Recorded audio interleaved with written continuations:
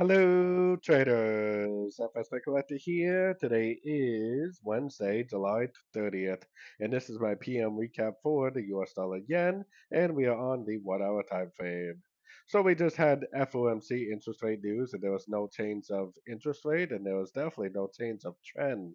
The trend had just kept on going. As always, the trend is your friend. Now it definitely has that 1, 2, 3, 4, 5 save, so I mean it could definitely make a pullback, but it definitely doesn't have to make a pullback. And I think that trying to sort this is probably not the best idea. Most recent sorts of to me is way down here. So if it goes way down here and breaks that low, then that definitely would turn me into a seller.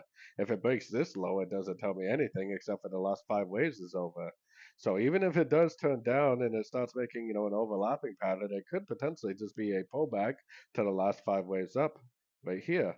If it goes down and takes out this low, then that's what tells me that we have a trend reversal, and that's what should have us looking for shorts after the breakup structure.